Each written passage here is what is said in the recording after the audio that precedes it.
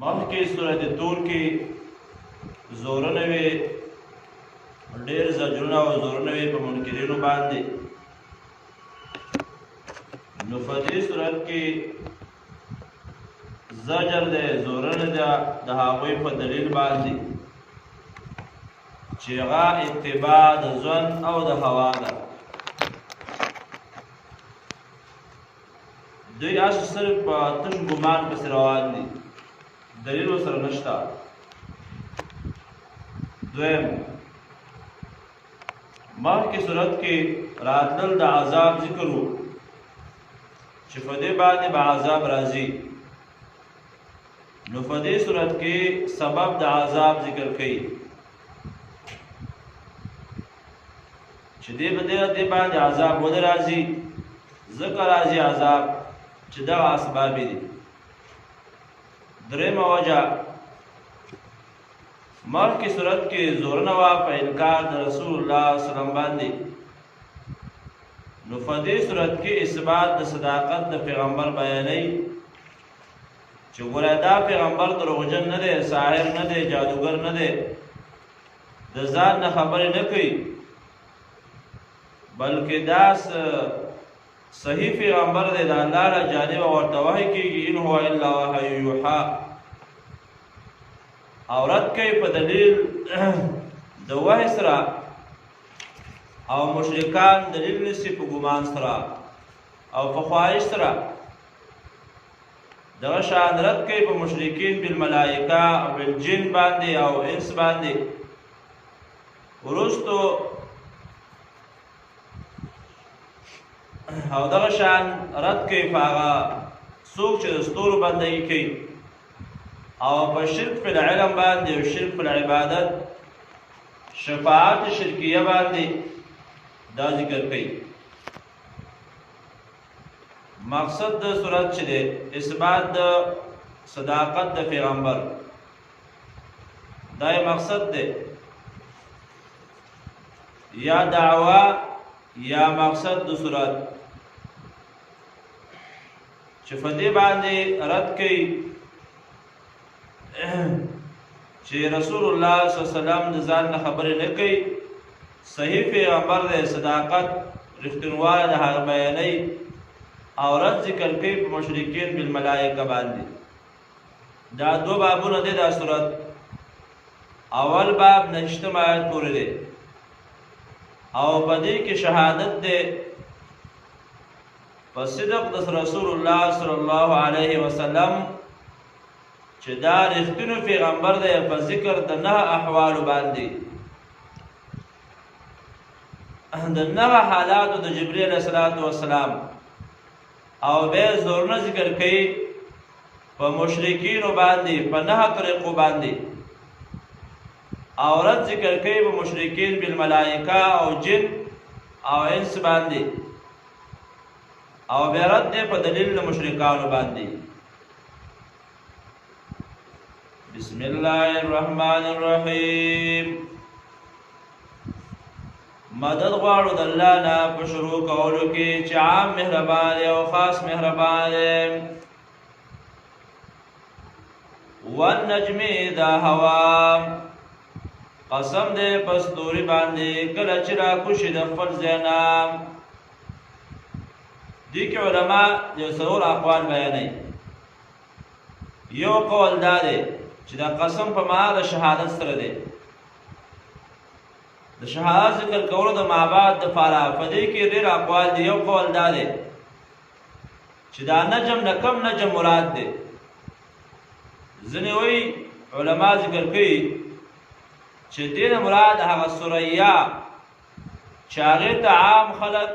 تلې پیرونې وایي. تلې پیرونې ورته وایي هغه ستوري دي چې هغه 7 ستوري دي او هغه په یو ځای باندې راجمع وي، هغه نجم ترې مراد دی. او دویم قول دا دی چې دې مراد ټول ستوري دي. او په دې دواړو قولونو کې د نجم مفرد یعنی جنس مراد دی، او مراد نه بیا جمع ده. دریم قول دا دی چې خاص ستوری مراد دی د نجم نه، چې په هغې باندې شیطانان ویشتلی کېدی شي. شیطانان په هغې باندې ویشتلی کېدی شي نو هغه پکې مراد دی او څلورم دا ده چې نجم نه مراد قرآن کریم دی نجم قسط او حصې ته ویلی کېږي نو دا قرآن کریم په ډېرو قسطونو سره لږ لږ نازل شوی دی او په ډېرو حصو باندې مشتمل دی نو والنجم اذا هوا قسم دی په هغه ستوري باندې یا شاهد دی هغه ستوری کله چې راکوز شي د خپل ځای نه هوا علما وایي مراد د دې نه غایب کېدل دي ورکېدل دي چې د خدا غایب شي او غایب کېدل مراد دا ده چې دا د خپل ستوری د خپل ځای راکوز شي یا بیا وروسته غایب شي او په دریم قول سره مراد دا ده چې د ښکته راویشتل دي چې شیطانان پسې راځي او ښکته راکوز شي او بل قول دا ده چې څلورم چې مراد دی نازلېدل د قرآن کریم دي او دا مناسب د قسم د مقسم له سره دی نو هر کله چې مراد ثریا ستوري شي نو مراد ټول ستوري په ټولو ستورو کې لیدونکو ته ښه ښکارېږي او دا د ماخوستن دا وخت د ماخوستن وي او دا په هغه موسم کې دا ستوري چې دی ښکاري ثریا چې دا اکثر میوې پخې شي په دغه موسم کې دا ستوري راښکاره کېږي نو دغسې د آخري نبي په ټولو انبیا علیه السلام باندې ښکاره دی خصوصا په معجزاتو د قرآن باندې د معجزاتو د قرآن باندې دا ښکاره دی او میوې د هغې حکمتونه یعنې په پوره چې دا پخ شوي دي یعنې څه د هغې هغه حکمتونه پوره بیان شوي دي او د شکونو او شبهاتو نه بلکل بچ دی او د هغه شبهاتو بیخي ویستلی دی نو دغه نه مراد دغه هغه ثریا ستوری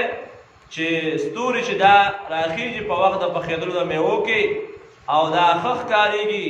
نو دغه شان انبیا علیه السلام د مخکنو انبیاو فصیح پیغمبر صلی الله علیه وسلم هغه راغی او د هغې معجزات او د هغې هغه دلایل د قرآن کریم معجزات هغه ټولو ته ښکاره شوي او نور تفصیل علماو ذکر کړی دی ما ضل صاحبکم نه دی بېلارې ستاسو ملګری وما غوا او نه د حد نه تېروتلی دی وما غوا او نه د حد نه تېروتلی دی بلکې دا چې څه وایي نو دا بلکل حق دی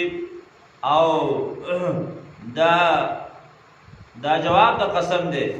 فرق په منځ د زلال او غوایت کې په ډېرو وجو باندې دی زلالت او غوایت او د خپل مقصد نه لرې کېدل یو دا زلال دا دی چې مقصد ته د رسېدو نه بلکل مقصد د رسېدلو ته لار نه مومي او غوایت دا چې مقصد ته طریق مستقیم نه وي یعنې ګمراه دی د خپل مقصد نه دویم وجه دا ده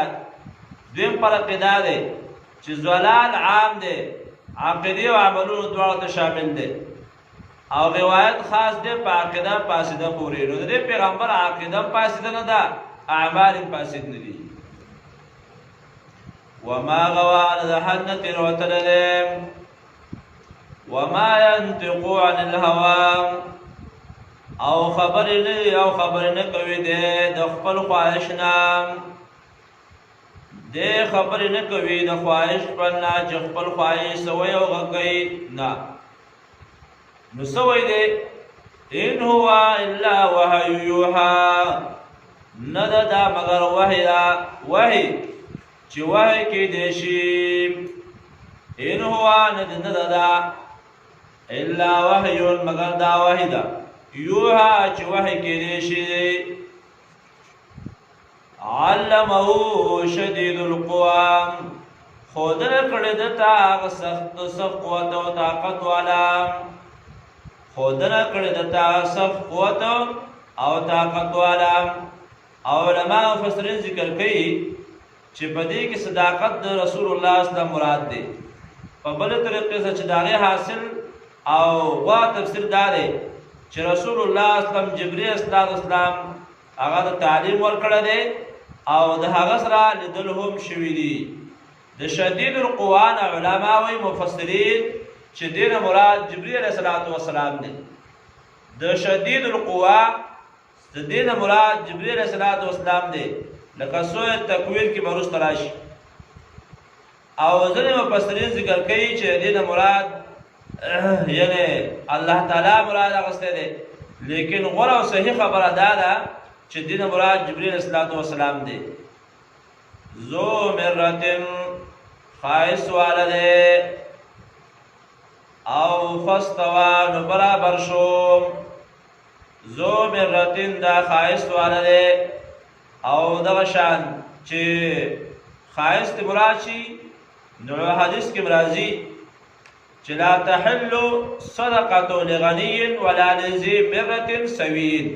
نو مره خائص هغه خپل شکل ته هم ویل کېږي خائص والده. وهو بالافق الاعلى او حال دا دی چې د اوفا اوچته غاړه باندې دا اوف غاړه اوچته باندې. او علماء مفسرین ذکر کوي چې دا هو دا ضمیر چې راجع دی جبرئیل علیه السلام ته. او په دې کې هغه واقعه مراد ده چې رسول الله صلی الله علیه وسلم ته جبرئیل علیه السلام په مکه کې هغه ابتح مقام کې چې په اصلي شکل کې ته جبرئیل علیه السلام راغی او د هغه 600 وزرې وي. جبرئیل علیه السلام راغلی په هغه اصلي شکل کې او علماء مفسرین ذکر کوي چې د هغه 600 وزرې وي. نو هغه د دې مراد دا دی.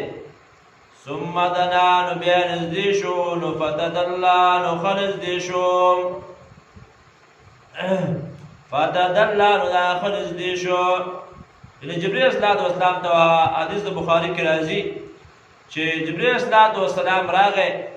او هغه ته ورنږدې شو او هغه وی راوړنو په غیږ کې او هغه ته وی چې اقرا هغه ما انا بقارئ زلستل کې نه ما بیا د زور کولو هغه واقعیت مراد ده. فتدلى نو خلص دې شو. فکانا نشو قاب قوسین په مقدار د موټو د دوو لندو او ادنا بلکې زیات د هغې نه نږدې. او دا په عربو کې یو قانونو چې قوس قاب قوسین په عرب د عربو کې هغه قوس د کمان د مقبض د نیولو ځای ته ویلی کېږي. هغه لنده چې کوم باندې غشي ولي او کوم ځای چې په دې لاس کې راځي نو هغه ته قاب ویل کېږي. نو دا د چا د دوو قومونو چې به د یو بل سره نالګي وه او د یو بل سره به تعلقات ښه نه او بیا به راغله جوړه به یې کوله. نو داسې به لکه دې زمانه کې چې اوس دا دوه ټوفکې د یو بل سره کنداغونه یو ځای کړي. نو په هغه وخت کې به د دې دوو لندو د هغې دا موټې به د یو بل سره نږدې کړل. نو د دې د هغې هغه تعبیر یې وکړه په دې باندې د قاب قوسین نه چې دا نبي علیه السلام دونه نږدې شو جبرئیل علیه السلام ته. او ځینې وایي چې دا الله ته نږدې شو او په هغې باندې بیا د علماو د هغې رد ذکر کړی دی چې د الله رب العزت د هغې لیدل په دنیا کې ممکن دي خو واقع نه دي. دا وخت کې الله جبرئیل علیه السلام چې دی هغه نه دی لیدلی او دې کې اقوال وروسته ذکر کړو انشاءالله. فاوحى نو وحی وکړله الی عبده بنده د الله ته ما اوحى هغه چې وحی وکړله ما کذب الفؤاد ما رأى انکار نه دی کړی زړه د هغې ما رأى هغه څه چې ده لیدلي دي. ما رأى مطلب دا دی چې زړه هم د سترګو سره موافقت کړی دی یعنې لیدلي یقیني کړي دي. نو افتمارونه علی ما یرا آیا تاسو جګړه کوئ د ده سره په هغه څیز باندې چې ده لیدلي دي نو د هو ضمیر کې خطاب مشرکانو ته دی چې د جبرئیل علیه السلام په لیدلو کې دی د نبي علیه السلام سره جنګ کوو، یعنې دا جنګ مه کوئ. او هر کله چې مراد د دل د الله تعالی دی نو د عبدالله بن عباس رضی الله عنه قول مطابق مراد د دې نه لیدل دی په زړه سره، یعنې نبي علیه السلام په زړه سره جبرئیل علیه السلام لیدلی دی. او دا د امام مسلم رحمه الله روایت ذکر کړی دی د ابو عالیه سره د ابن عباس عنهما نقل کړی دي چې په دې کې ویلي دي چې رآه بفؤاده مرتين، نه دای په زړه باندې دوه پیرې ولیده. نبي صلی الله علیه وسلم په زړه باندې یعنې د زړه سره دوه کله دا لیدلی دی. او په هغه روایت د ترمذي کې دي ابن عباس رضی الله عنهما چې رآ محمد ربه دا مطلق ذکر کړی دی. او ترمذي ویلي چې دا حدیث حسن غریب دی، نو مراد د دې نه مطلق مقید دی پر سره. امام فرار رحمه الله ذکر کړی دی انس رضی الله تعالی عنه د حسن عکرمه چې دا لفظ نقل کړی چې رآ بعینه چې الله تعالی په سترګو سره لیدلی دی. او ابن کثیر د هغې باره کې ویلي دي چې وفیه نظر، په دې خبره کې چې دی جبرئیل نبي علیه السلام الله لیدلی دی نو په دې خبره کې اعتراض دی، په دې خبره کې اعتراض دی. او نو حاصل دا دی چې لیدل د الله تعالی په شپه د معراج کې دا یو اختلافي خبره ده، خو غوره خبره د دلایلو په بنا باندې دا ده چې د دې یقیني ثبوت نشته. علامه ابن کثیر رحمه الله ډېر محدثینو دا خبره غوره کړې ده چې په دغه شپه باندې لیدل نه دي شوي، یعنې په دغه شپه باندې لیدل نه دي شوي. او دا یې غوره کړې ده. علامه قرطبي رحمه الله د ما رأى ما یرا په تفسیر کې دا قول هم نقل کړی دی چې مراد د دې نه هغه ټول هغه حالات دي چې په هغې باندې کې بیت المقدس دی رسول الله په شپه د معراج کې هغه لیدلی دي، او هغه بیا د ملایکو د انبیاو سره ملاو شوی دی، او بیا د جنت او د دوزخ د هغې سیر یې کړی دی. نو د دې مرعا دا مراد دي، د دې نه لیدل د الله پاک مراد نه دي چې الله یې لیدلی دی. او دا غوره تفسیر دی د علماو. افتمارونه علی ما یرا، آیا تاسو جګړه کوئ د ده سره په هغه څیز باندې چې ده لیدلي دي. ولقد رآه نزلة اخرى، یقینا د لیدلي و هغه لره بل ځله مخکې لیدلي او اوس بیا هغه ولیده. عند سدرة المنتهى، د سدرة المنتهى په خوا کې یعنې نږدې د سدرة المنتهى. عندها جنت المأوى، چې د هغې سره نږدې جنت د اوسېدلو دی، جنت المأوى دی. سدرة المنتهى یعنې هغه مکان چې د هغې ته هغه انتها د مخلوق د نظر کیدی شي، او د هغې نه اخوا بیا د هغې نظر که د انسانانو د هغې کار نه کوي. علماء په دې کې ډېر اقوال ذکر کړي دي. اذا یغشی السدرة ما یغشی، عندها جنت المأوى، چې علماء وایي چې دې نه مراد دا دی چې دې جنت مراد دی چې جنت اوس په اوم اسمان کې د سدرة المنتهى سره دی. اگر چې وسعت د جنت خو د اسمانونو د ځمکې نه لوی دی لکه سورة العمران کې تېر شوي دي، خو نورو سورتونو کې لکه سورة حدید کې الله په دې باندې قادر دی چې دې هم دا زیات کړي. نو دې وجه نه دا اوم اسمان کې دی هغه سدرة المنتهى. اذا یغشی السدرة ما یغشی، کله چې پټ کو هغه بیرې لره، سدره بیرې، ما یغشی هغه چې پټې کو، ما زاغ البصر وما طغى، نه دی کوږ شوی نظر د ده او نه د حد نه تیر شوی دی. دا ټول صفات د نبی علیه الصلاة والسلام دي. اذ یغشی سدرة ما یغشی صحیح حدیث کې راغلی دي چې دا پتنګان د سرو زرو د سرو زرو پتنګانو او اکثرو اهل علم و د علم والاو د هغې قول دا دی چې دې نه مراد ملائک دي. او حدیث د معراج کې وارد دي چې په شپه د معراج کې په سدرة المنتهی ته چې بوتلی شو نو د هغې پاڼې په شان د غوږونو د اتینې وي دغه ونه چې وه د بیرې ونه د هغې وایي دا غوږونه دا پاڼې چې وي په شان د غوږونو د اتینې وي او د هغې بیرې په شان د مټکو د حجر مقام یا د حجر یو مقام دی د هغې په شان باندې وي. او هر کله چې امر د الله تعالی هغې را پټ کړه نو داسې بدله شوه چې هېڅوک د مخلوق د الله نه د هغې ستایله کولو طاقت نه لري. نو ما یغشا یعنې مبهم دی چې دا څه شی پټ کړه نو په دې کې دلالت کوي په دې باندې عظمت د هغه څیزونو باندې چې هغه الله رب العزت ته فتح شته نور د هغې علم د هغې مخلوق ته نشته. اذ یغشی السدرة ما یغشی کوم وخت چې پټې کو هغه بیرې لره هغه چې پټې کو هغې لره هغه چې پټ کو څه شی پټ کو دا علم الله ته دی. ما زاغ البصر وما طغى نه دی کوږ شوی نظر د ده او نه د حد نه تېر شوی دی. لقد رأى من آیات ربه الکبرى یقینا د ولیدلې نښې د قدرت د رب خپل لوی لوی د دې ولیدلې آیات ربه الکبرى هغه نښې د رب خپل لوی. افرأیتم اللات والعزى آیا سوچ کړی تا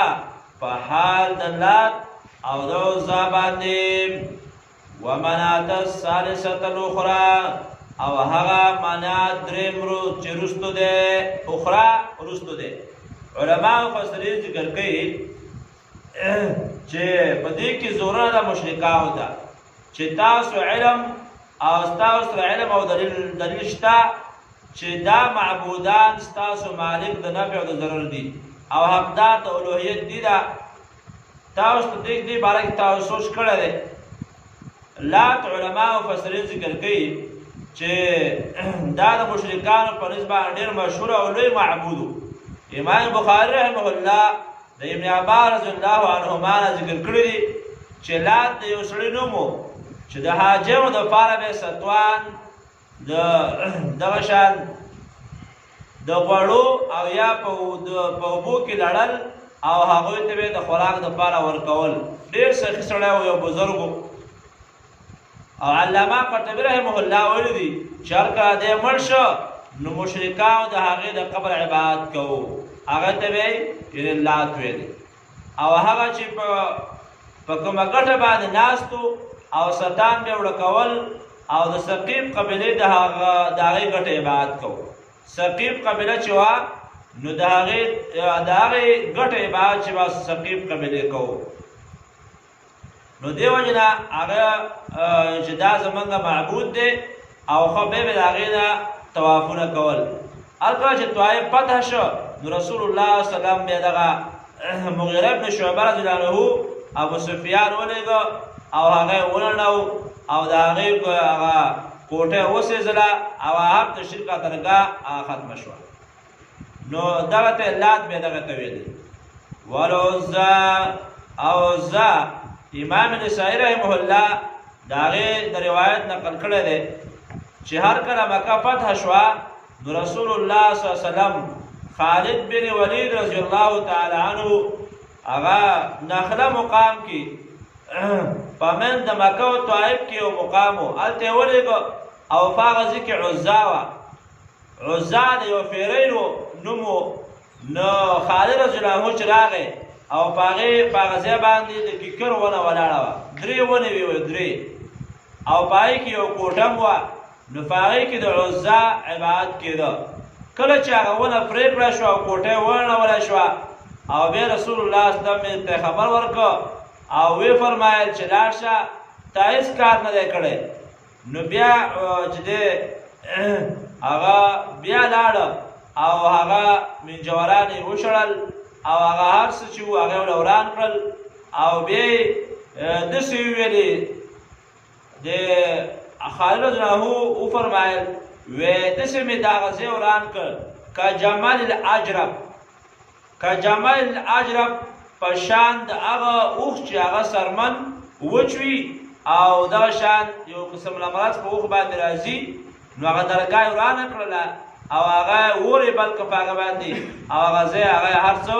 ختم کړل. که جمال العجرب په شان د مرضي اوښو چې سرمن یې وچ وي او بیا د هغې هغه مرض په هغې باندې راغلی نو داسې مې هغه ځمکه ختمه کړه هېڅ شی مې پکې پرې نه ښوده. او کله چې خالد رضی الله عنه راغی او نو دې یو دا پیرۍ وی راووتله داسې ببر ښه کړی و نو د منجورانو یې آواز وکړو وی اعوذا اشد شدة لا تکذبي على خالد القي الخمار وشمري. ای عزا راوزا وستا بېزتي کېدی شي او ته راوزه خالد راغلی دی په هغه باندې حمله وکړه څادر دې وغورځوه او پیسې دې رابډ وهه چې په هغې باندې حمله وکړه. نو کله چې دا راووتله خالد رضی الله عنه فرمایي وایي ما چې تور را پرېښوده فاذا هي حمحمه بس دا تکه توره یې وګرځېده نو هغه درګاه ختمه شوه عزا. ومنات الثالثة الاخرى او هغه منات دریم چې هغه وروستو دی بل او منات دا وایي د یو انسان نوم و چې دوی په نسبت باندې ډېر لوی بزرګ سړی و او د دې او په قدیم مقام کې چې اوس او خزرج د هغې په نوم باندې یو کوټه جوړه کړې وه او په هغې کې به په هغې باندې غلافونه اچولي وو لکه اوس په بعضې علاقو کې چې په قبرونو باندې غلافونه اچوي او په هغه ځای کې به ډېر څاروي د منات په نوم باندې ذبحه کول. رسول الله صلی الله علیه وسلم ابو سفیان یا علی رضی الله عنه ولېږه او هغه ولړو هغه ځای. ومنات الثالثة الاخرى او هغه منات دریم چې هغه وروستو دی. الکم الذکر وله الانثی آیا ستاسو دپاره ډېر بچي دي نارینه وله الانثی او هغې لره لوڼه دي. تاسو ځان دپاره اولاد نارینه غوره کوئ او د الله دپاره لوڼه تاسو وایئ چې دا د هغې دپاره لوڼه دي. تلک اذا قسمة ضیزا یقینا دا تقسیم دی د نقصاني یا دا تقسیم دی د ظلم دا خو د ظلم تقسیم دی چې تاسو دا کوئ. ان هي ندی دا الا اسماء مگر دا نمونه دي سمیتموها چې نمونه یې ښودي تاسو انتم تاسو و آباؤکم ستاسو مشرانو د غلات منات او عزا چې مختلف تاسو د هغې دپاره کارونه تقسیم کړي دا به کوي دا به کوي دا به کوي دیره دا تقسیم چا ورکړی دی.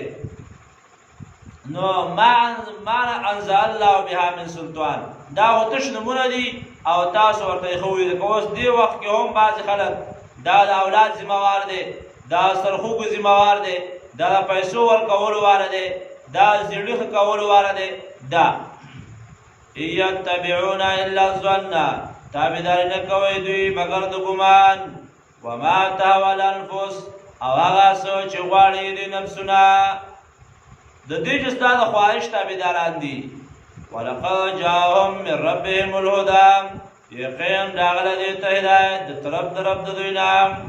راغله دوی ته طرف د رب د دوی نه هدایت. قرآن کریم ام للانسان ما تمنا آیا شته د انسان دپاره هغه چې دی ارمان کوي. نو فلله الاخرة والاولى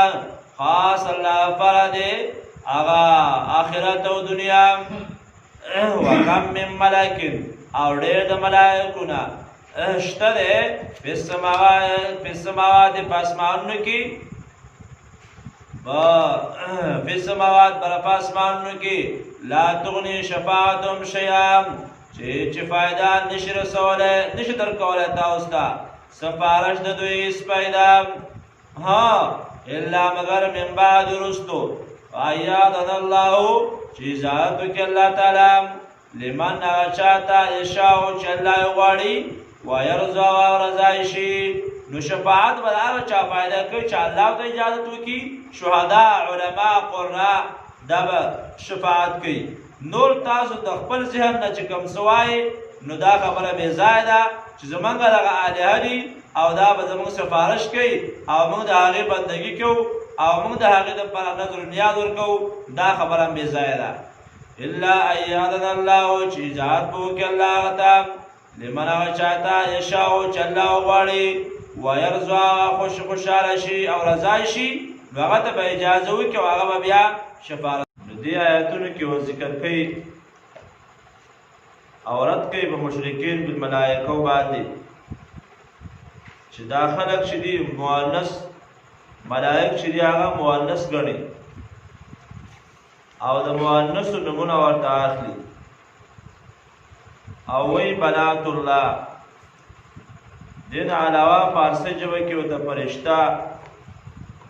یا دا شان پښتو کې ورته ملائکه نو دغسې په عربی ژبه کې صیغه د ملائکو جمع ده په هغې سره تانیث نه لازمیږي او دارنګې په سوره صافات او سوره نور زخرف کې داسې نور هم تېر شوي دي نو دې ملائکو ته ملائک د الله داسې مخلوق دی چې نه نارینه دی او نه زنانه دي ملائک نوراني مخلوق دی د الله پاک نو فرشته ویل هم څه ګناه نه ده لیکن ملک چې وویلی شي نو دا غوره ده ملک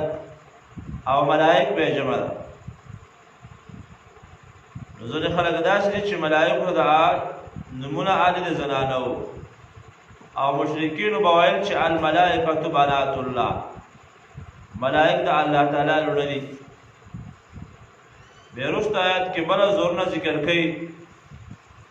زجر دی زورونه ده مشرکین بالملائکه باندې چې د دوی دغه عقیدې د شفاعت د ملائکو او د بنات الله کېدلو او د مؤنثوالي د ملائکو بېدله عقیدې دي په دې عقیده باندې هیڅ دلیل نشته د دوی سره دا تش ګمانونه دي او ګمان د حق په ثابتولو کې هیڅ فایده نه ورکوي حق چې ثابتېږي نو هغه په دلایلو باندې به ثابتېږي او د دوی د عقیده بنا ده په ځوان باندې او ځوان باندې حق نه ثابتېږي هغه ځوان کله چې دلیل ځوان نه وي د فاد په اصولو کې او دغه شان سند صحیح نه وي نو په اعمالو کې هم فایده نه ورکوي دلیل ځواني فایده ورکوي چې هغه چې نورو دلایل موجود نه وي نو بیا فایده ورکوي خو چې کله صحیح دلیل موجود وي نو بیا فایده نه ورکوي د حق په مقابل ثابتولو کې ان الذين يقينا كسان لا يؤمنون بالآخرة چاغا ایمان نراوړي ایمان لري په آخرت باندې لا يسمون الملائكة تسمية الانثى ضرور نمون اخلي د ملائکو فنمون د زنانو سره نسبت د زنانو ورته کوي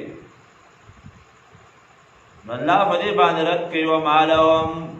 او نشتا د ربي فدی باندې من علم هیڅ دلیل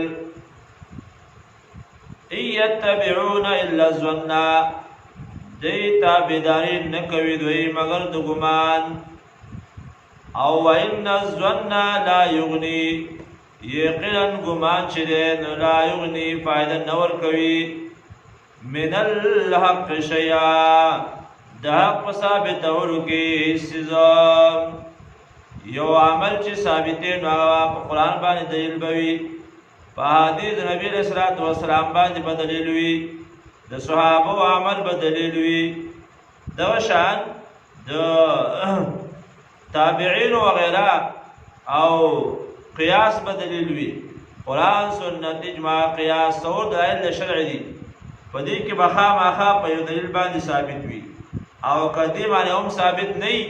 نو بیا خود هغه به عمل صحیح نه دی نو هغه عمل به د قول نه دی چې شرعي دلیل په موجود نه فارض عمن تولى نو مخ وګرځاو دا چانا مخ وګرځاو دا چانا امن تولا چې واوړي عن ذکرنا زمون د یاد آشنا او زمون د نصیحتنا ولم يرد الا الحیات الدنیا او نغواړي مگر دوی صرف ژوند د دنیا او چانه وي مخ واړه داغه سره ډېر محبت مساته چې هغه زما ذکر نه مخړی نو علما ذکر کوي چې د دې نه مراد توحید او قران دی چې د قران نه مخړی د شان د توحید الله دی وایل نه مخړی ذالک مبلغهم من العلم دا آخری مقصد د علم د دوی دی سمانا یعنی د دوی صرف د دنیا او د دنیا په طلب باندې پوهیږي لکه روم کې تیر شوي دي یعلمون ظاهرا من الحیات الدنیا وهم عن الاخرة هم غافلون فظاهری ژوند باندې خو پوهیږي لیکن د دین نه خبر نه دي یادا چې دوی د عملونه چې دا حاصلې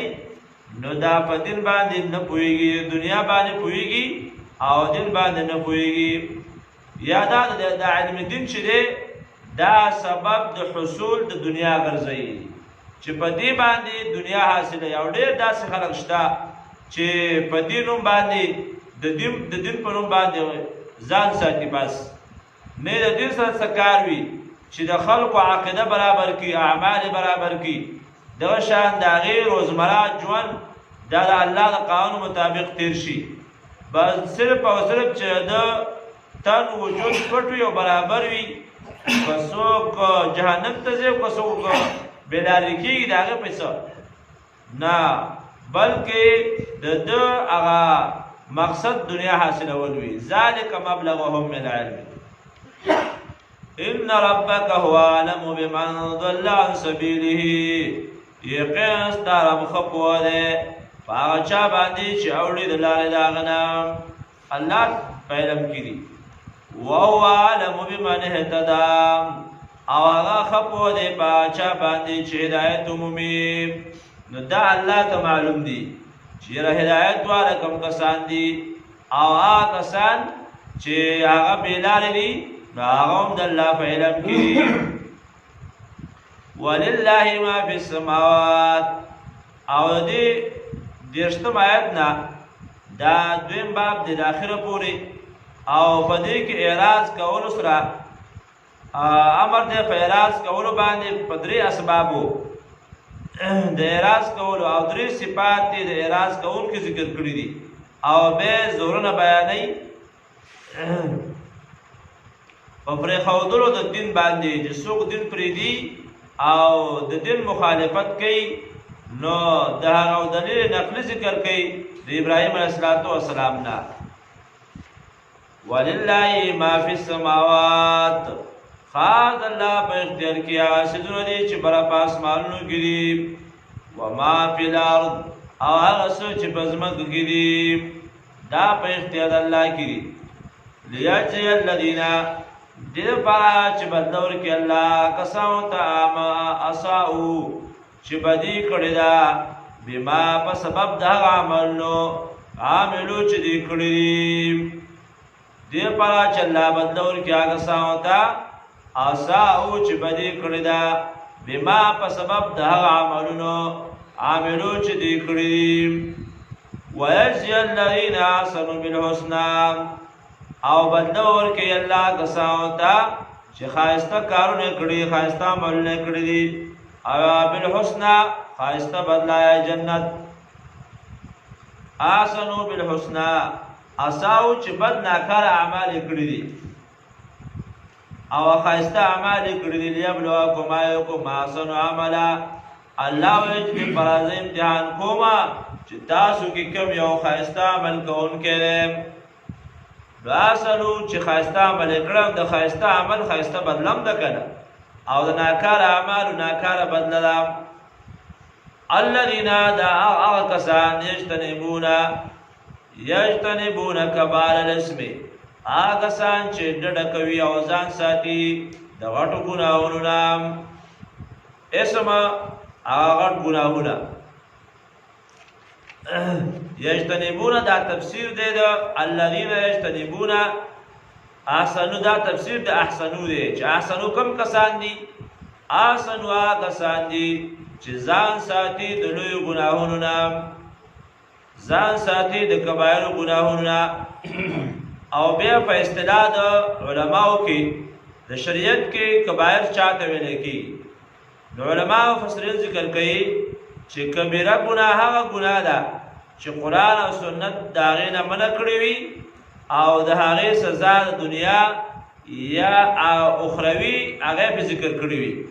اگر چې د انسان طبیعت د هغې نفرت نه کوي لکه ټول د شرک اقسام او دغه شان ټول بدعات چې دا ګناهونه دي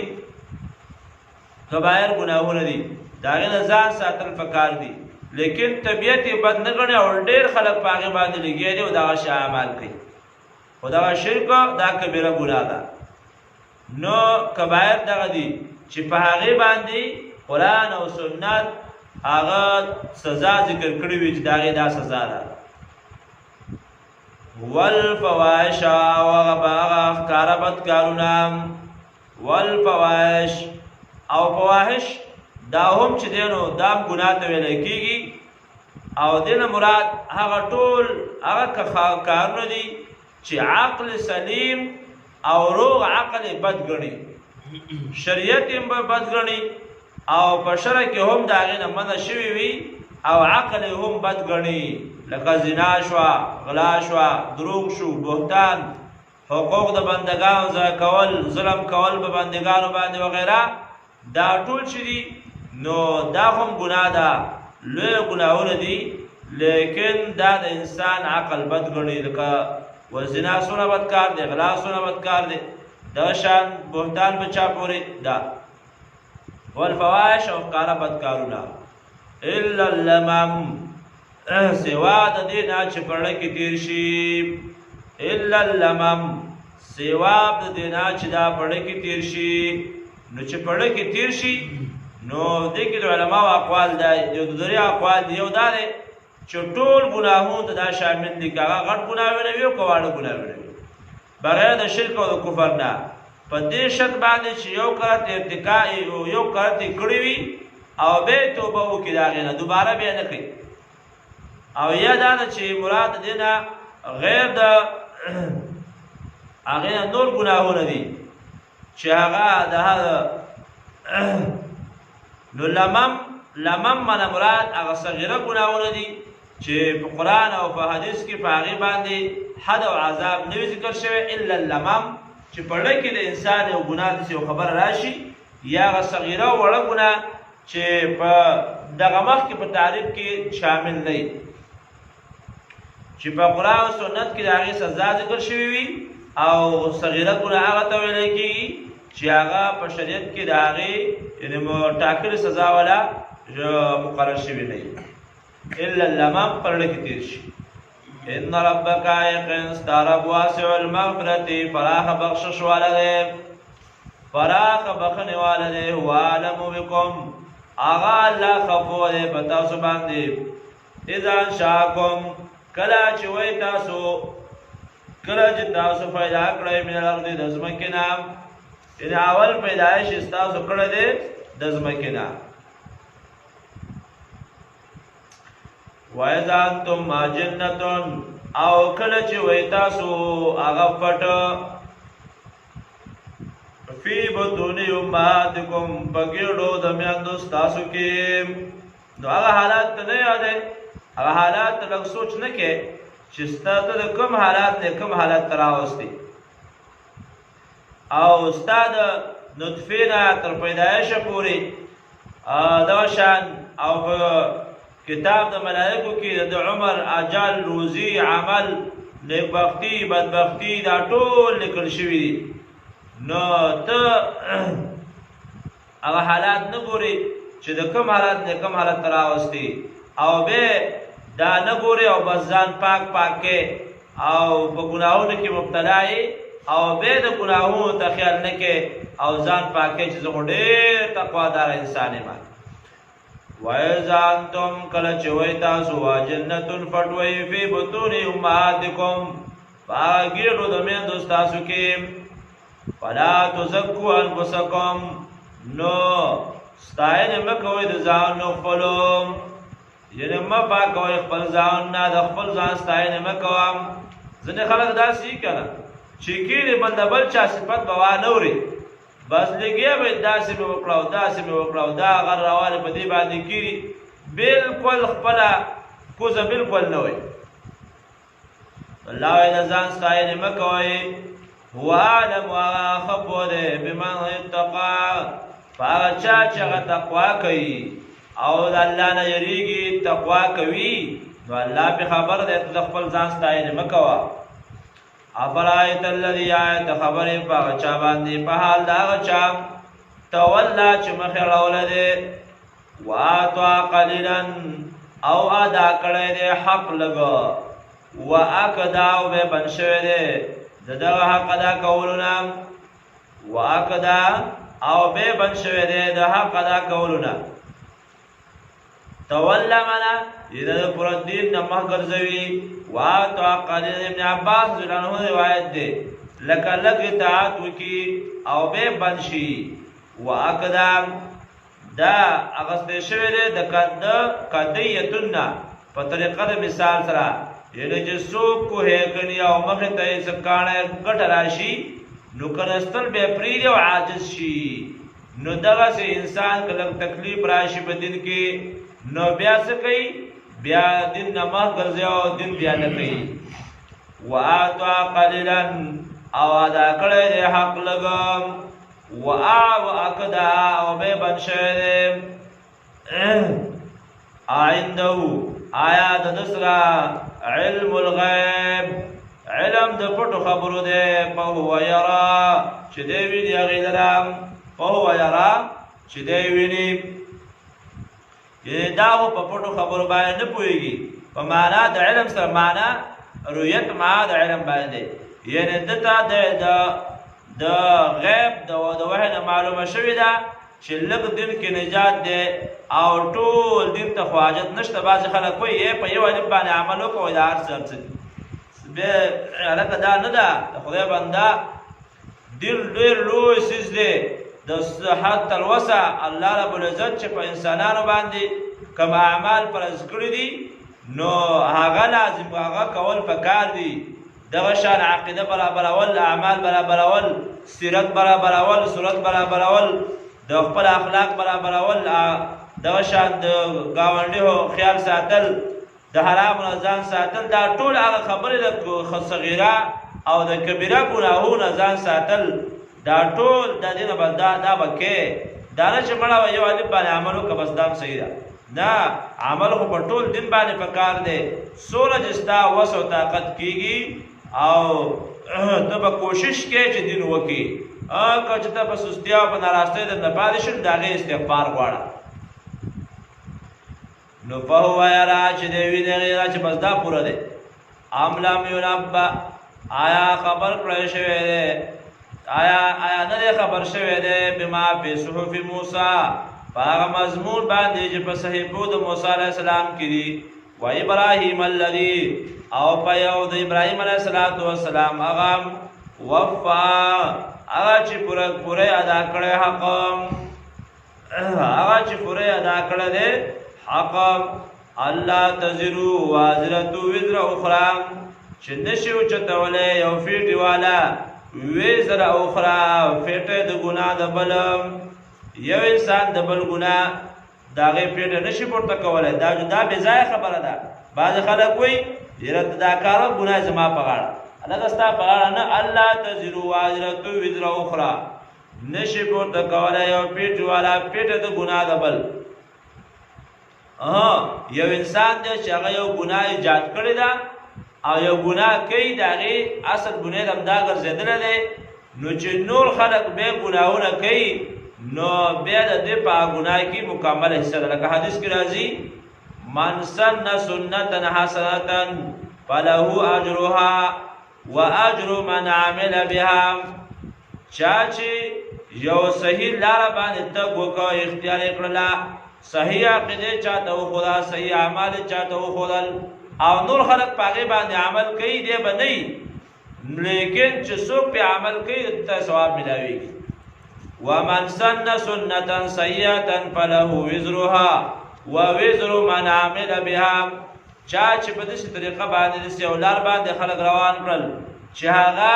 د شریعت خلاف وا ناکار اعمال او بدعات باندې خلق آماده کړل او داغه صفاتونه کوي او پاغي باندې خلق آماده کوي، پر اسمونو باندې خلق کړه کوي او د سنت طریقې نه اړای، نو دی بنئ او دته د خلقو دغه رسم او رواج هغه بدعات خسته کړی وي، نو دی بنئ خو څوک په دغه بدعات باندې عمل کوي، پر رسمونو او پر رواجونو په غلط خبرو باندې عمل کوي، نو د پکې مکمل تور باندې حصہ ده. او داغه نه علاوه یو د بل عمل ته پوښتنه شي کېږي. الله تزرو جنش بو چتوله وازرتن یو پیټی والا وذرا اخرى پیټه د ګنا د بل. واللیس الانسان الا ما سعى. او چې نشتا د انسان د لپاره مگر هغه چې دوی کوشش کړی دی، نشته د انسان د لپاره مگر هغه څه چې دوی کوشش کړی دی. د دې وجنه مقصد دا چې بعضې مفسرین علما ذکر کوي چې هر هغه عمل چې انسان د ځان د لپاره کړی وي دله فایده ورکوي او بیا نورو له فایده چې بل څوک ورته وبخي نو هغه فایده نه ورکوي. لکه مقصد دا چې انسان وایي چې یاره ما تلاوت وکړه، ذکر مې وکړه، یا بدني عبادت مې وکړه، یا مالی مې وکړه او دا مې پلان کې ته وبخه، نو ځینې علما په دې نظر باندې لکه امام شافعي رحمه الله او د هغې نور هم نظري خلک هغه وایي دا نه بخل کېږي، یا چاته قرآن وبخي یا دغسې نور نوافل وکړي، نو وایي دا نه بخل کېږي. لیکن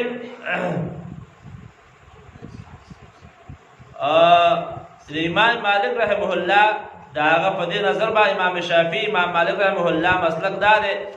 چې عبادت مالی بل چاته فائدہ ورکوي، لیکن د عبادت بدنی لکه مونځ، روژه، تلاوت، ثواب دا بل چاته نشي بخښلی کېدی، ځکه چې هغوی په نسبت باندې عبادت مالیه په باره کې صحیح احادیث شته، لیکن د عبادت بدنیه په باره کې صحیح احادیث ده وای دا ثابت نه دي. دا د هغوی مسلک د امام شافعي رحمه الله او امام مالک رحمه الله او امام ابو حنیفه رحمه الله په نسبت باندې د عبادت بدنیه ثواب هم غیر ته بخښلی کېدی شي، بل چاته بخښلی کېدی شي، لکه ته مونځ وکړې دا دې ثواب پلان کې ته وبخمه، یا تلاوت وکړې دې ثواب پلان کې ته وبخم. نو د امام ابو حنیفه رحمه الله د هغې په نسبت باندې چې ثواب عبادات بدنیه ثواب هغه هم غیر ته بخښلی کېدی شي. یو دلیل د عموماتو نه دی چې انتفاع په عمل د غیر سره ثابت ده، لکه چې مخکې د تفسیر سراج المنیر په حواله باندې هغه تیر شوي دي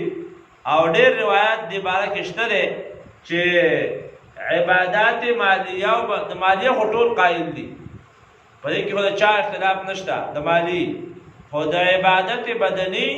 چې بدني عبادت چاته بخښلی شي نه، نو د امام مالک امام شافعي رحمه الله رایه دا چې نشي بخښلی، او د امام ابو حنیفه رحمه الله د هغې مسلک دا د دلایلو په بنا باندې. ځینې داسې د امام صاحب دشمنان ځینې داسې وي ته ګوره وایي دین یو وي او دا بل څه وي، هلکه ته د هغې دلیل نه خبر یې، ته خو دلیل نه پېژنې که نه، دلیل نه پېژندلی نه دی، د هغې عمیق او جوور علم دی، دلیل شته خو ته یې پوهېږې نه، نو د دلایلو په بنا باندې هغه وایي چې د دې انتفاع د عمل د غیر یعنې بل چاته فایده ورکوي. او لکه دغه حدیث کې چې راځي چې د انسان اعمال قطع شي الا من ثلاث، مګر هغه درې څیزونه دي چې هغه انسان ته د مرګ نه وروسته هم فایده ورکوي. او یو پای کې دی دا چې او ولد صالح يدعو له. نو دعا عبادت بدنی دی که څه شی دی؟ دعا عبادت بدنی دی که نو بعد دا داسې نور احادیث هم ډېر دي په دې باره کې چې عبادات بدنیه هم هغه بل چاته بخښلی شو. دا د امام ابو حنیفه رحمه الله مسلک دی. وان سعيه سوف يرى او یقینا کوشش ده زر ده چې دا به ولیدلی شي. وان سعيه سوف يرى او یقینا زر ده چې کوشش ده دا به ولیدلی شي. ثم يجزاء الجزاء الوفا او جزاء الاوفا بیا بدلور کې دې شریتا بدل خفرا بدل به الله ور کوي. وان الى ربك المنتهى او یقین ستا رب ته اخر رسیدلی. اخر انسان هغه امید او هغه داوی چې زه د الله رضا حاصل کوم او د الله رضا به حاصلېږي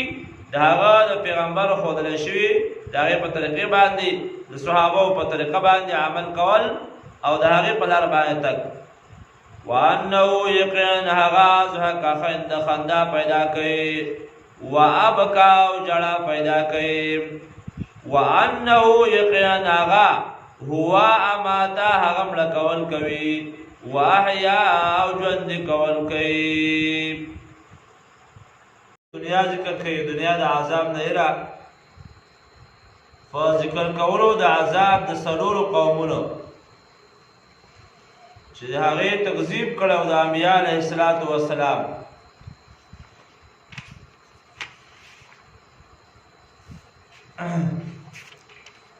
وأنه خلق الزوجين الذكر والأنثى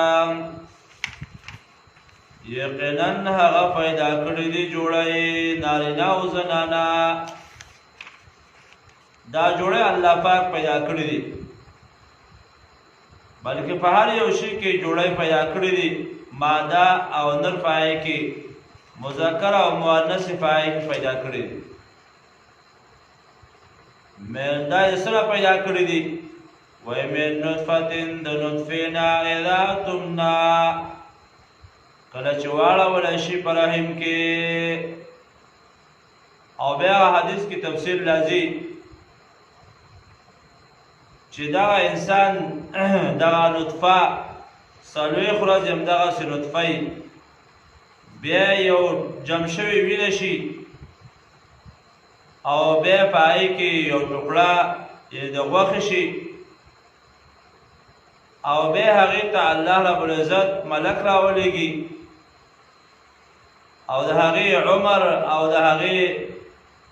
کول او نیکبختي او بدبختي دا ټول پکې ولیکي. او بیا الله رب العزت په خپل قدرت کامله باندې د ماشوم په شکل کې دغه دنیا ته راولي. نو من نطفه د هغه نطفې نه اذا تمنا کله چې واړولی شي په رحم کې. وانه یقینا علیه نشأة الاخرى یقینا د هغه په ذمه باندې پیدایش دی بله. دا انسان چې دنیا ته راغی دنیا کې به ژوند تېروي نو بیا به مړ کېږي لکه نور آیتونو کې تېر شوي دي. منها خلقناکم وفیها نعیدکم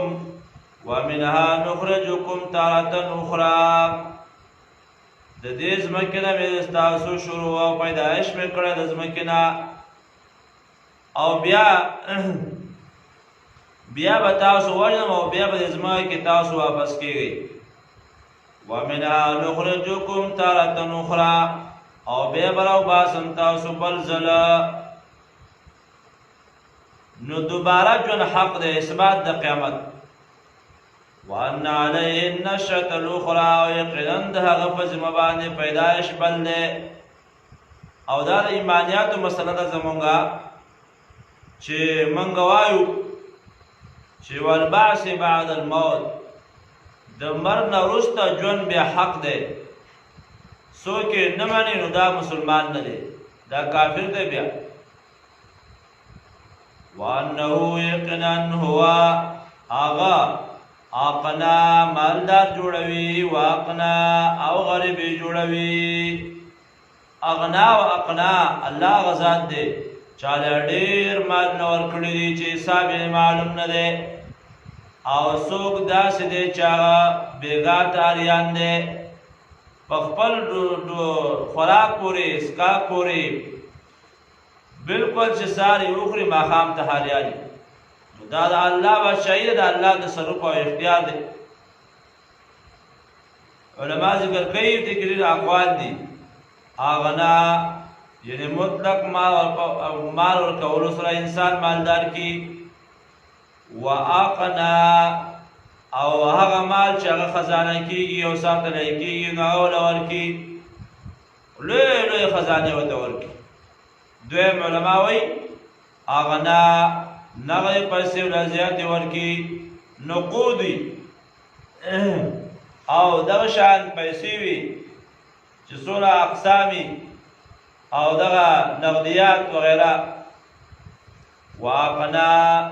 او دغه شان خزان د سارویو نه ورکي په سارو سزني کوچیانو ته وګوره په زرها او سونو رمې ګرځي میږي ګرځي. دغه الله ورکړه د اغنا او اقنا. دریم علما وایي اغنا الله چې دی نو مال ورکوي. اغنا یعنی مال نه ورکوي ډېر مال انسان ته ورکي. و اقنا او ډېر خادمان او نوکران ولا ورکي. خادمان نوکران دعوت ورکي. څلورم علما وایي اغنا چې مال ورکي الله، و اقنا او لدا شان راضي کول چې دا خوشاله. و اقنا دا خوشحالي پې راولي. دغه شان اغنا الله مالدار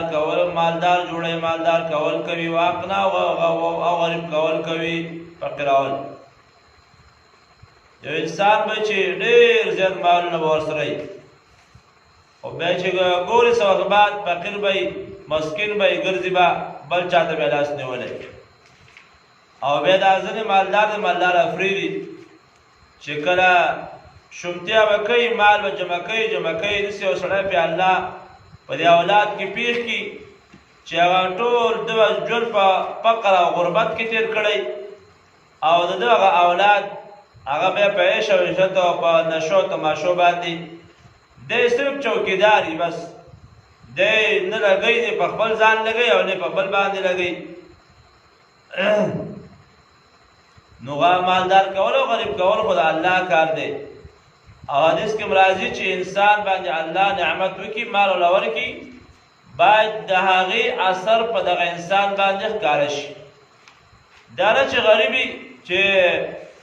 مالدار یې هم زړې جامې او خوار پار ګرځېدل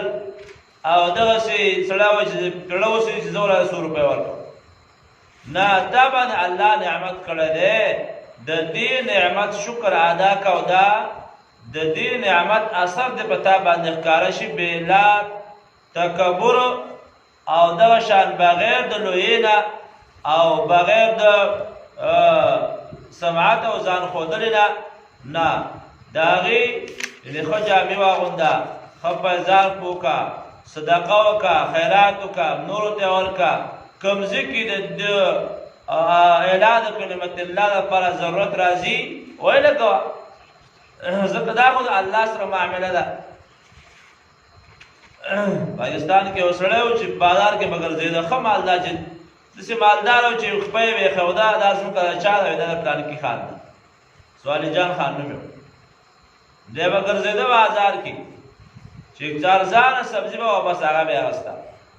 ارزان شی بازار یې کتل نو هغه به یې اخېسته. خپل ژوند داسې فقیره یې تېر کړ. خو چې کله دی مړ شو نو بس یو 2 زامن یو هغه زسم د چنجې پې الله ولګوله په دې مال باندې. اوله کې خو داسې یو ځای خرڅ کړه په 80 لکه روپۍ، ښه بنګله جوړه کړه او پلار یې زړې کوټې او په هغه کې ژوند تېر کړ فقیره او غریبۍ کې. لکه د عام غریب سړی کور چې وي دغسې هغه یوه ښه بنګله جوړه کړله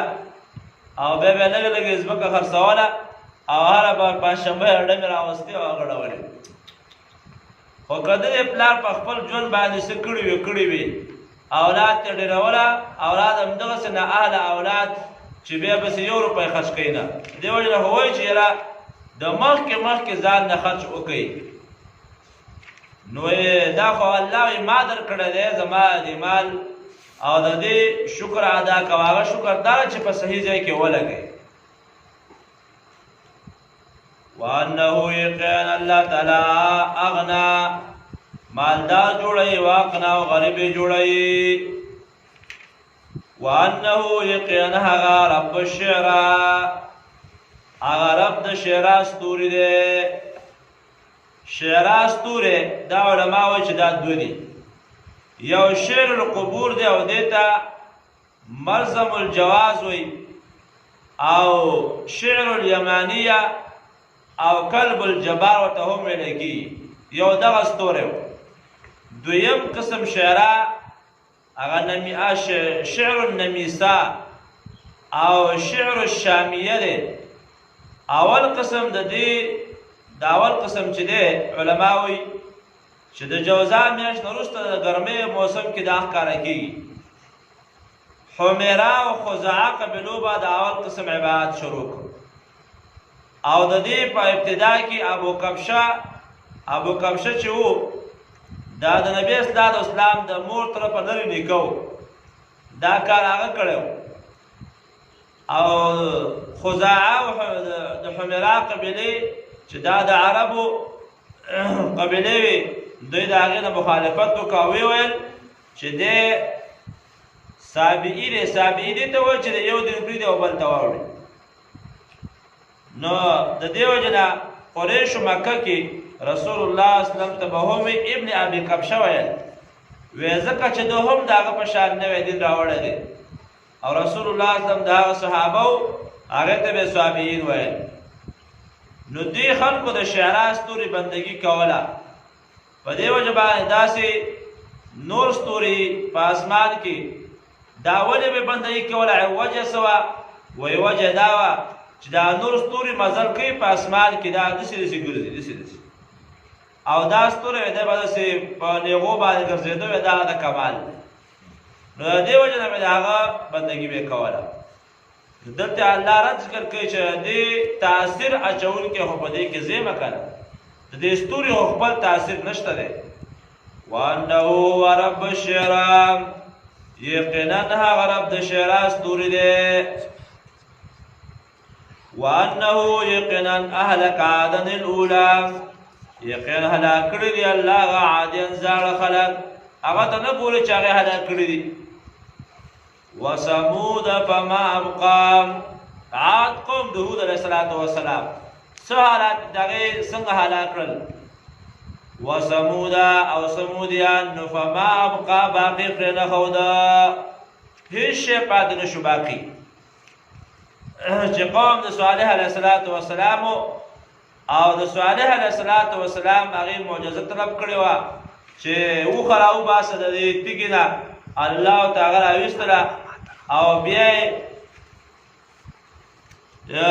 د الله ته وفرمایل مخکې واقع تېره شوې ده چې ګوره پام کوئ د اوښې ته تکلیف ونه رسوئ او که چې تکلیف هم ورته ورسوو نو عذاب به د باندې راشي ګوره نو بس د هغې خبرو ته توجه ونه کړله او راپاڅېدل او هغه اوښې ووژله ثمودیانو د صالح علیه السلام قومو او په هغې باندې عذاب راغی وثمود فما ابقى وقوم نوح قوم تباه کړی دی مونږه قوم د نوح علیه السلام من قبل مخکې دې ټول نه مخکې وو انهم یقین دوی کانو دوی هم اظلم ډېر ظلم کوونکي واطغا او ډېر سرکشي کوونکي ډېر سرکشه اظلمه ظلم کوونکي په عقیده کې او اطغا دا په اعمالو کې په عمل کې هم زیاتی کوونکي او په عقیده کې هم زیاتی کوونکي والمؤتفقة اهوا او هغه کلی ورته کړی شوي چې هغه تباه شوي دي اهوا تباه شوي دي نو فغشاها ما غشا نو فټې کو هغه څه چې فټې کو عذاب نو فبأي آلاء ربك تتمارى نو فکم یو د نعمتونو درفستا باندې ته شک کوې الله څو نعمتونه د باندې کړي دي نو فکم یو نعمت کې د شک کوې چې دا الله نه دی کړی فبأي آلاء ربك تتمارى ته د کوم الله په کم یو نعمت باندې ته شک کوونکی او شک کوې چې دا الله نه کړی بل چا کړی څه شک ته پکې شته کوم یو نعمت دی چې الله دې کړی وای تعدو نعمت الله لا تحصوها او کشمار شروع کړي د الله د نعمتونو نو نشه شمیرلې دو نعمتونه الله کړی دي په انسان باندې او به د هغې باوجود هم د الله دشمنۍ کې او د الله په خلاف کې ژوند تیروي الله وایي هذا دا پیغمبر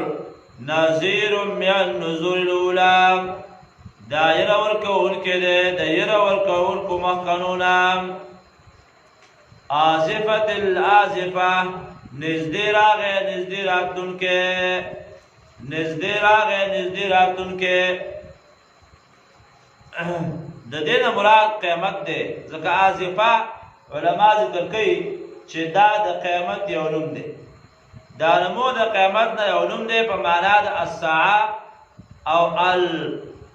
والآفات القریبه هغه آفت چې هغه نږدې راتلونکی دی او نږدې راتلونکی دی او نږدې شوی دی دې خلکو ته لیس لها من دون الله کاشفه نشتا غیر سوا الله نه هیڅ کار کوونکی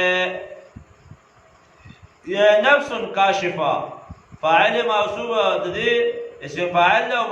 موصوف حذف دی سمعنا یعنی اسم نفس کاشفه دس یو تن سوخ کار کون کې داغه لپاره نشتا افا بهذا الحديث تعجبون آیا دې خبرنا تعجب کوي تاسو د حدیث نه مراد علما ذکر کوي چې دې نه مراد قران کریم دی چې تاسو په دې قران پراتنو باندې تعجب کوئ چې دا راغلی دی په طریقه د انکار سره وی دا او دا زورنا د په انکار د قران باندې سلو ناکاره اوصاف داغه ذکر کوي تعجبون داغه تعجب کوي دغه قران کریم نه تعجب کوي دا په طریقه د استهزاء باندې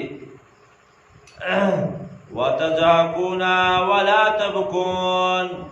وتضحكون خندا کوي په طریقه د استهزاء باندې وای کړل خلک ته ګوا دا وزګار ته ګوا خلک کوم څه ورسېدا نور کتابونه تاریخونه ول مطالعه کې دنیا د نړۍ ازان ول نه خبره دا زوړ کتاب دی سونه وخت راغله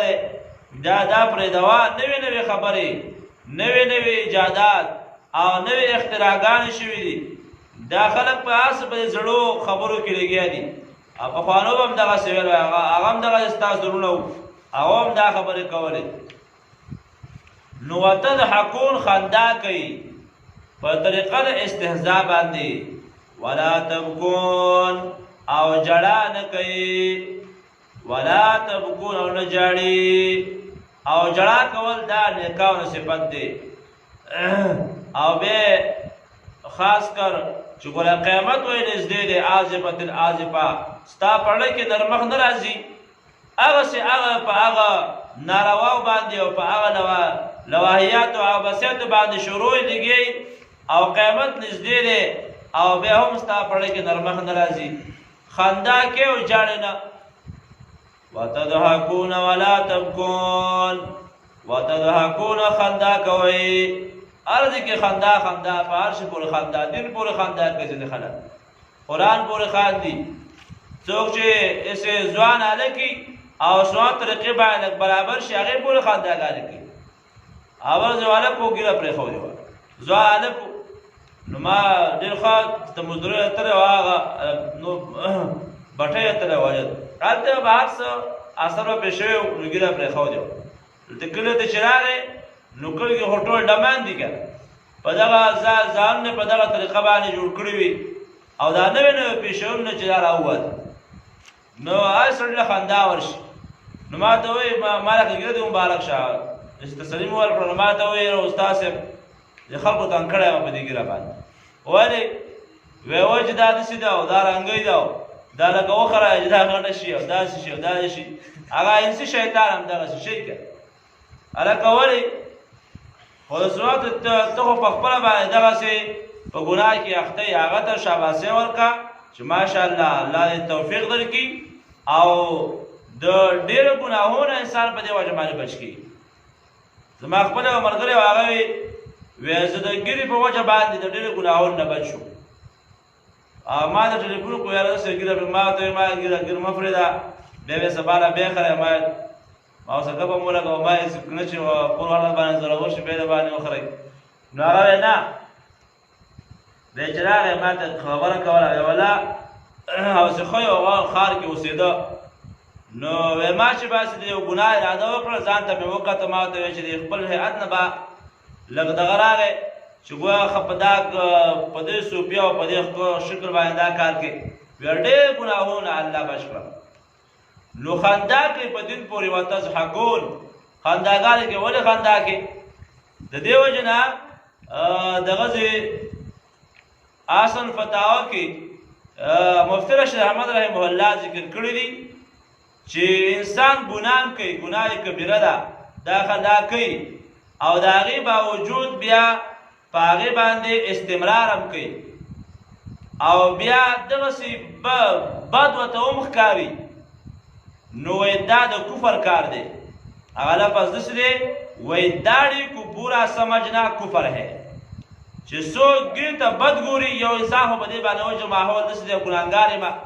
او بس الله یې توفیق راکړي چې بس دا دې ګناه عمله شم خو ځینې خلک داسې چې هغه پورې خاندي بد ورته ګوري وایي دغه بد کتل او یا داسې بدې خبرې کول او استعمالول الفاظ استعمالول وایي دا د کفر خبره ده ګورئ اصل فتاوی کې دریم جلد کې دا لیکلي دي نو وتضحکون ولا تبکون خندا کوي دا څه حالات دی په افغانانو مسلمانانو باندې او بیا په دې کې که د ګاڼو والته وګورو دا ټیپونه بیا لګولو دراز او دروز غراب او غروبانه دې ته ګوري دا جومات دی نه مدرسه ده یا دا څه حالات دي دا دې تقاضا کوي چې موږ دا کارونه وکړو الله ته متوجه شو دا الله د عذابونو څه شمار نشته په مسلمانانو باندې او بیا مسلمان دغسې په خندا او په خونشه کې ژوند تېروي او دا نه ګورو چې زه الله څه لپاره پیدا کړم نو الله فرمایي وتضحکون خندا کوئ تاسو ولا تبکون او جړا نه کوئ فلیضحکوا قلیلا ولیبکوا کثیرا دا دنیا لږ ژوند دی دې کې به ښه وخاندي او ښه عیش عشرت به وکړي خو بیا به ولیبکوا کثیرا بیا به ډېر وژاړي چې هغه ډېر ژوند دی نه ختمېدو والا ژوند دی نو هغې کې به بیا وژاړي نو الله زموږ په حال باندې رحم وکړي وتضحکون ولا تبکون خندا کوئ او جاړئ نه نو جړا کول دا د ایمان والا صفت دی او حدیث کې راځي چې اووه قسمه کسان به د الله رب العزت د قیامت په ورځ باندې د الله رب العزت د عرش د ستوري د لاندې وي یو په هغې کې هغه کس دی چې وذکر الله خالیا ففاضت عیناه وذکر الله خالیا ففاضت عیناه یوازې جدا یو ځای کې ناست دی او د خپل ګناهونه را یادوي عذابونه را یادوي او دغه شان سختۍ را یادوي او د دې په دغه کې د ایمان هغه ترقي وکړي او جوش په ایمان په جوش کې راشي او دته جړا ورشي د ده د سترګو نه اوښکې لاړې شي نو دغه انسان چې دی دا به د الله د عرش د ستوري د لاندې به ځای ورکړي جړا د الله رب العزت د یېرې نه وتضحکون ولا تبکون خندا کوئ او تاسو جړا نه کوئ وانتم سامدون او تاسو غفلت کوونکي بالکل بے پروايي لکه سورت مومنون کې تیر شوي دي افحسبتم انما خلقناکم عبثا وانکم الینا لا ترجعون. تاسو خیال کړی دی تاسو عبث پیدا شوي، بس اخرى وسکه ولا حساب ولا کتاب. تا دپاره څه امر او نهي، څه اوامر نواهي په ته په څه باندې مکلف نه یې ولې. وانکم الینا لا ترجعون، او تاسو دا خیال کړی تاسو ما ته نه واپس کیږئ. وانتم سامدون، تاسو غفلت کوونکي وئ. او الله دې زموږ په حال موږ ډېر مسلمانان په غفلت کې وو. څونه غفلت زموږ نه د جمع پابندي شته، نه د تلاوت پابندي شته، نه د الله د حکم پابندي شته، او بیا هم انسان په هغې کې خوشحاله ګرځي. دا هغه حالات دي چې دا سبب د هلاکت د انسان لپاره جوړېږي. الله د موږ ته نیکو اعمالو توفیق راکړي او د بدو اعمالو د الله ټول مسلمان بچ کړي. وانتم سامدون، او تاسو غفلت کوونکي چې دا څه حال دی، څه حالات روان دي مخې ته، ماحول کم طرف ته ور روان دی. نوې ایجادات د ګناهونو کېږي، نوې دغه شان بېدینۍ هغه رامنځته کېږي، خو هېڅ چا دې سوچ ونه کړ چې د راتلونکي نسل به څه کوي. یاره زمونږ ځوانان راتلونکي په کوم طریقه په کوم لار باندې به روان وي، د دې د ژوند تېرولو قانون به څه وي چې د هغې لپاره خو څه سوچ او فکر وکړم که نه. مشرانو ته پکار دي، د کلي مشر ته پکار دي، عالم ته پکار دي، خطیب ته پکار دي، استاد ته پکار دي. دغه شان هغه کسانو ته چې هغه سوچ او سمج والا خلک وي چې راتلونکی نسل په صحیح طریقه باندې وروځي او روان کړي. که نه دا نه او انتم سامدون، غفلت کوونکي لکه چې څنګه ماحول روان دی، نو یا نصیب چې راتلونکي خلک به یا به د هندوانو په طریقه باندې رواني، او یا به د یهودیانو په طریقه باندې رواني، او یا به د عیسایانو په طریقه باندې رواني. ځکه هغه چې دا دونه خرچې وکړلې او دا دونه ډالرې لکه د خاورو غوندې وشیندلې، د هغې څه مقصد شته، هغسې ماشومان نه دي. نو موږ مسلمانانو ته غفلت پکار نه دی. د دین نه، د الله د قانون نه، د قرآن نه ځان خبرول پکار دي، او دا عادت عملي جامه اغوستل پکار دي. ځکه د اسلام دا د یو قانون نوم دی او موږ مسلمانان یو، نو د قانون د لاندې به ژوند تېرو. وانتم سامدون، او تاسو غفلت کوونکي. نو فاسجدوا لله، دا ټول صورت سره لګي. سجده کوئ الله تعالی ته، وعبدو بندگی کوئ د هغه. نو سجده کوئ یعنې د الله تعظیم کوئ، الله د سر په سجده باندې شئ او تعظیم د الله تعالی کوئ. او دې وجه نه علماو ذکر کړي دي دې آیت په تفسیر کې، حدیث کې راغلی چې نبی اسلام د آیت تلاوت کو، نو مؤمنان او مشرکان او فریانو ټول الله ته سجده وکړه، خو په نور عبادتونه بیا نه کول. نو الله امر وکړه په دې باندې چې وایي سجده خو نه ده کنه چې صرف دا یوه سجده مو وکړله، بلکې ټول وعبد نور عبادت او بندگی به هم کوئ. فاسجدوا لله، سجده کوئ الله تعالی ته. یا انسان مونځ کوي او نور ګناهونه هم ځان نه ساتي. نه یوازې سجده خو نه ده کنه، سجده مونځ کوي او نور د ګناهونه ځان نه ساتي. وعبد، بلکې د الله نور بندگی موکا او نور عبادت هم د الله پاک وکا. یوازې مونځ نه دی، صرف دین کې یوازې صرف مونځ نه دی، بلکې نور د دین هم هغه نور ارکان دي، په هغې باندې هم عمل کوه. نو فاسجدوا لله، نو سجده کوئ الله ته. وعبدو، او بندگی کوئ د هغه. او سجده تلاوت دا نو هم مراد ده چې کله سجده تلاوت سوال سجدې دي چې دا انسان کله ووایي سجده تلاوت، نو باید چې هغه سجده وکړي، دا پکار دي. که ټولې په یو ځل باندې کوي او که دا په وخت کې وشي نو ډېره غوره ده. پکار ده چې دا الفاظ انسان ووایي، سجد وجه للذي خلقه وشق سمعه وبصره بحوله وقوته.